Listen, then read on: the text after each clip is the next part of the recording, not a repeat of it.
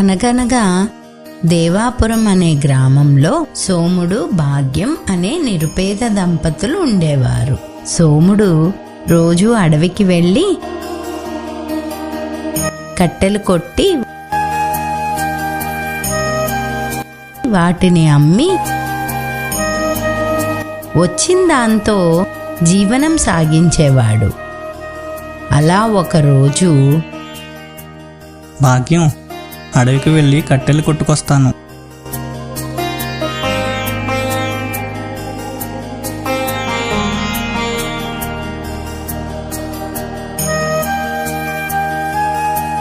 బాగోలేదన్నారు కదా, ఈ రోజుకి మానుకోండి. పెరటిలో ఆకుకూర వండుతాను. మానుకుంటే మన కడుపెలా నిండుతుంది. నువ్వేం బాధపడకు. ఎన్నో కొన్ని కట్టెలు కొట్టుకొస్తాను. సరే, వెళ్తున్నా. ఇదిగోండి చద్ది మూట. అలా సోముడు అడవికి వెళ్ళాడు. చెట్టు ఎక్కే ఓపిక లేక ఎక్కడన్నా కొమ్మలు విరిగి పడినవి ఉంటే వాటిని కొడదామని వెతుకుతూ లోపలికి వెళ్ళాడు. కొంత దూరం వెళ్ళాక ఒక కొమ్మ కింద పడి ఉంటుంది. సోముడు దానిని కొడతాడు.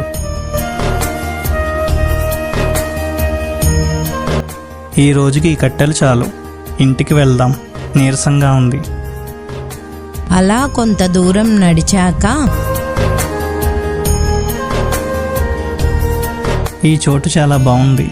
ముందు అన్నం తిని ఇక్కడే కొంచెం విశ్రమించి తర్వాత బయలుదేరవచ్చు అని కట్టెలు, గొడ్డలి పక్కన పెట్టి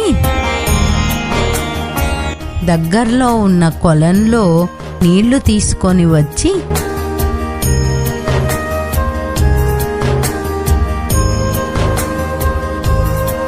చెట్టు కింద కూర్చొని చద్ది మూట తిందామని తీసుకుంటాడు.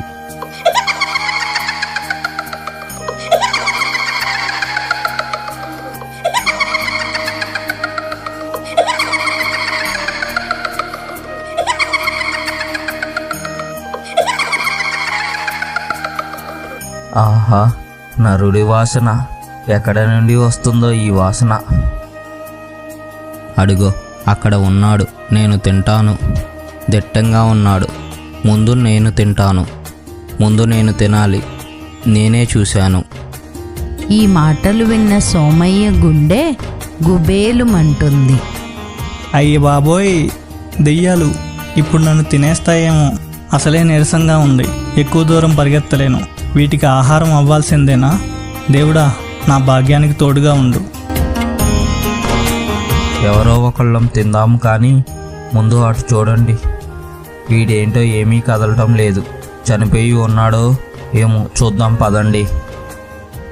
సోముడు కొంచెం ధైర్యం తెచ్చుకొని పెద్దగా ఇలా అంటాడు. దేవుడా, నీదే భారం. ఆహా, ఏమి నా భాగ్యం. ఎక్కడో దెయ్యాల వాసన వస్తుంది. వాసనే ఇంత బాగుందంటే ఆ దెయ్యాల మాంసం ఇంకెంత రుచిగా ఉంటుందో. నిన్న ఒక దెయ్యం బలైంది. ఈరోజు ఏ దెయ్యం దొరకదేమో అనుకున్నా. నా పంట పండింది. ఇంకో 3 రోజులు నేను ఆహారం కోసం చూసుకోనవసరం లేదు అని లోపల దేవుణ్ణి తలుచుకుంటూ ఉంటాడు. వీడేంట్రా బాబు, దెయ్యాలను తింటానంటున్నాడు. మనం ఎంతమందిని తిని ఉంటాం, కానీ వీడు మనల్ని తింటానంటున్నాడేంటి? నిజంగా తింటాడంటావా? వీడికి అంత లేదులే, ఊరికే అంటున్నాడేమో. తెలుసుకోకుండా వెళ్తే మనం బలి అయిపోతాం. ఇవి తింగిరి దెయ్యాల్లా ఉన్నాయి. వీటిని త్వరగా బోల్తా కొట్టించవచ్చు. నిన్న చంపిన దెయ్యం కైమా చాలా బాగుంది. తినే కొద్దీ ఇంకా తినాలనిపిస్తుంది. ఇదే ఇంత రుచిగా ఉంటే ఈరోజు దెయ్యాల కైమా ఇంకెంత రుచిగా ఉంటుందో. ఇది లాగించాక వాటి సంగతి చూడొచ్చు. వాటి వాసనే చాలా బాగుంది. ఇంకా వాటిని తింటే ఉంటుంది నా సామిరంగా. అనగానే దెయ్యాలన్నీ ఆ చద్ది మూటను చూసి దెయ్యం కైమా అనుకొని వణికిపోతూ సోమయ్య దగ్గరకొచ్చి ఇలా అన్నాయి. ఓ మానవా, మమ్మల్ని తినవద్దు. మమ్మల్ని విడిచిపెట్టు. కావాలంటే ఈ చెట్టు వదిలి మేము దూరంగా వెళ్ళిపోతాం. మీరు పారిపోతే మరి నా ఆకలి ఎలా తీరుతుంది? అసలే గొడ్డలికి ఈరోజే పదును పెట్టించాను. చనిపోయే ముందు దేవుణ్ణి తలుచుకోండి. బాబు మమ్మల్ని తినకయ్యా, నీకు 3 వరాలు ఇచ్చే శక్తి మాకుంది, ఏమి కావాలో కోరుకో. నిజంగా తీరుస్తారా? నేను ఇక్కడి నుండి వెళ్ళిపోవడానికి అలా చెప్తున్నారా? లేదు, నిజంగా 3 వరాలు ఇస్తాం, ఏమి కావాలో కోరుకో, కానీ 1 వరం తప్ప. ఏంటది? మమ్మల్ని తినటం తప్ప ఏదైనా కోరుకో. అయ్యో, నేను అదే అడుగుదామనుకున్నా. నాకు ఎప్పటి నుంచో ఒక దెయ్యాన్ని అమాంతం మింగేయాలని కోరిక. పిచ్చి మానవుడు, మన తెలివి వీడికి తెలియదు, వీడు అడుగుతాడనే ఇలా అన్నాను. సరేలే, అంతలా అడుగుతున్నారు కదా, అలాగే కోరుకుంటాను. నాకు ఒక పెద్ద ఇల్లు కావాలి. సరే, పెద్ద ఇల్లు వచ్చింది. నాకు డబ్బుకి కొరత ఉండకూడదు. నీకు 1 గది నిండా ధనం ఉంటుంది, అది ఎప్పటికీ తరగదు. నేను నా కుటుంబం ఎప్పుడూ ఆరోగ్యంగా ఉండాలి. సరే, నీకు నీ కుటుంబ సభ్యులకు జలుబు కూడా చేయదు. ఇంటికి వెళ్ళి చూసుకో.